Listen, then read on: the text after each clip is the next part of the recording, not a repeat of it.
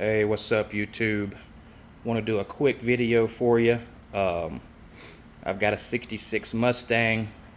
I struggled with overheating problems. Everybody online will tell you 50 different things that you need to do to solve your overheating problems. I'm going to show you in this video what I did, which did solve the overheating problems. I've tried several other things before doing this, and I just want to tell you that if you're having overheating problems with your classic car, especially if it's a 60s models Mustang, this is the way to go. Especially if you're doing it on a budget and you don't want to spend a ton of money. There are other kits out there that are made specifically to do this exact same thing, but they're pretty pricey. I've got 300 bucks or less in this whole setup, and so I want to show you what I did and tell you some of the issues that I ran into so that you don't have those same issues. And so we'll start off with what you need to do to get this radiator to fit. And so this radiator is Fox body style, up to like a 93 5.0 Mustang style radiator, double fan. And so the first thing that you have to do is get rid of your battery. So I relocated the battery to the trunk. The kit for that was like $65. I'm not really including that as part of this price point because you could turn your battery at an angle over there and make it work. I just decided to move it to the trunk because I wanted to do that anyway. But that's the first thing that needs to go is the battery. It's going to be in the way.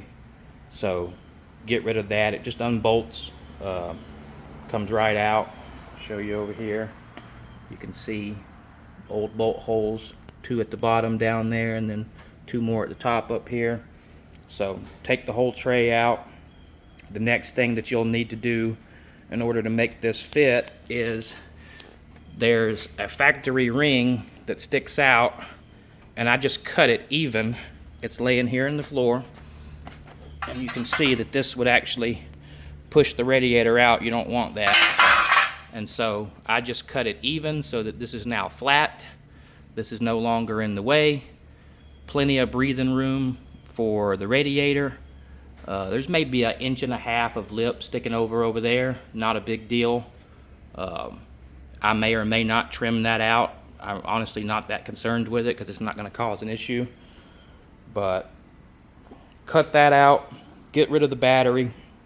You're going to need to get upper radiator hose for 90s model Mustang.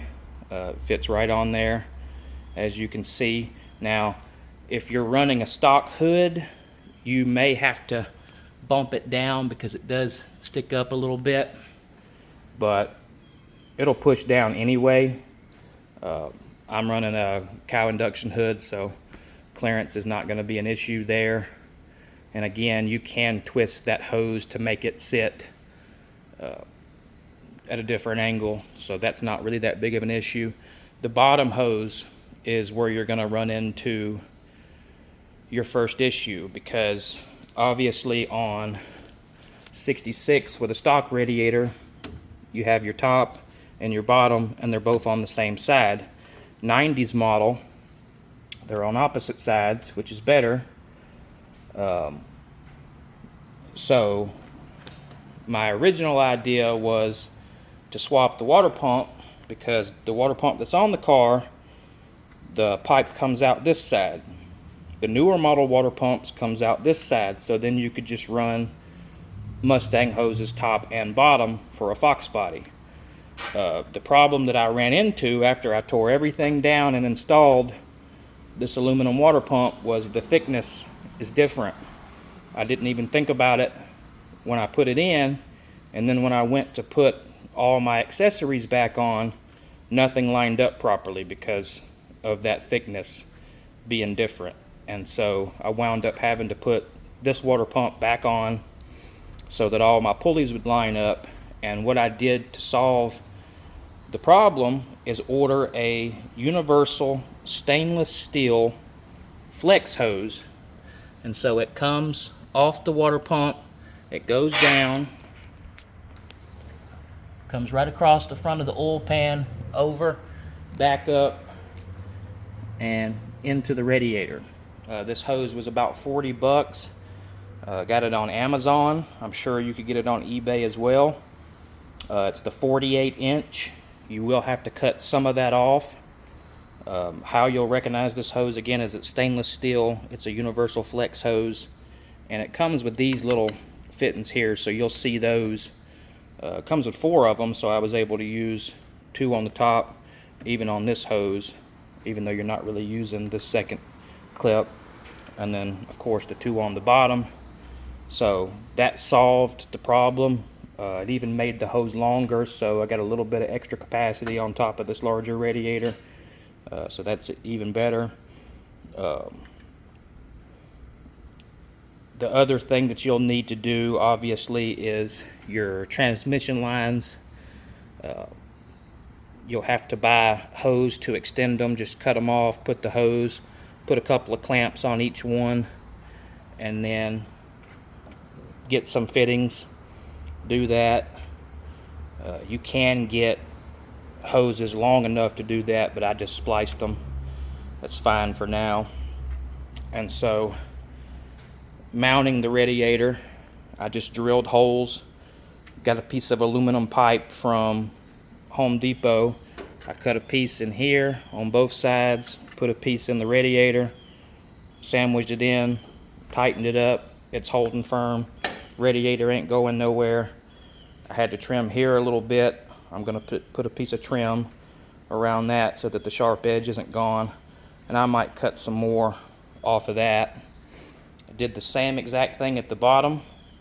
Those are a little bit harder to get in, so keep them loose when you're first putting them in, and then get them all started, and then you can tighten everything down.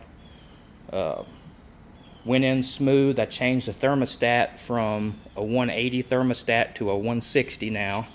I couldn't run a 160 before because the car would stay open and it would run hot. Now I can run the 160 even at idle, sitting still. I let this thing idle for 45 minutes. It never got over 175 degrees. And so I can imagine when I start driving it again that it's going to be much cooler. And like I say, I really think this is the way to go. I'm sure there's a ton of other radiator options out there. You choose what's best for you and what you like, but this is what I chose to go with, and I'm very happy with it. I got this radiator on eBay for 200 bucks, and it came with the fans. So I couldn't be happier with that.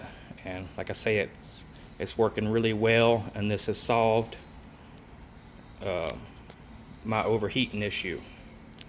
But anyway, I hope you liked the video. If you want to see more of this Mustang, it's going through a complete rebuild right now. I have several other videos. You can look for that on my channel. Hopefully you subscribe. Appreciate any support. If you don't like anything that I did here or think that it's half-assed, feel free to blast me in the comments. I don't really care. You know, it's my car. I'll do with it what I want. But hopefully you like it. Maybe you want to see more of it, and subscribe to the channel and check out the other videos. Planning on doing videos hopefully about once a week, depending on how the progress goes. And so you can look for that, and have a good one.